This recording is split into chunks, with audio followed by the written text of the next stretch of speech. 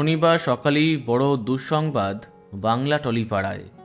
চারু market থেকে রাসবিহারী যাওয়ার পথে এক বাসের সঙ্গে সজোরে ধাক্কা মারে বাংলা সিনেমার জনপ্রিয় অভিনেতা অনির্বাণ চক্রবর্তীর গাড়ি।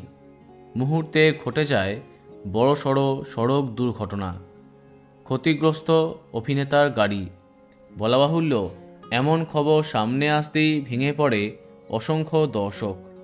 বেলা পড়তেই আরও খবর সামনে আসে। এক অনুষ্ঠানে যাওয়ার পথে একটি চলন্ত বাসের সঙ্গে ধাক্কা লাগে অভিনেতার গাড়ি। বেশ কিছুটা অংশ ভেঙে যায়। আনন্দবাজার.comকে অনির্বাণ চক্রবর্তী জানিয়েছেন, টালিগঞ্জ ব্রিজের নিচে এই দুর্ঘটনা ঘটেছে। আচমকাই একটি গাড়ি চলে আসে আমার গাড়ির সামনে। তাকে বাঁচাতে গিয়ে এই কাণ্ড। বাসের সঙ্গে ধাক্কা লাগে। বাসের চালক খুবই ঔদ্ধত আচরণ করেছেন আমার সঙ্গে। চালকের দাবি, তিনি সময় মতো ব্রেক না করলে আরও বড় অ্যাক্সিডেন্ট হতে পারত।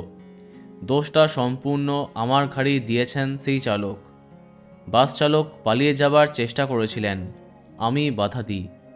জানা যাচ্ছে পুলিশের দ্বারস্থ হয়েছেন অভিনেতা।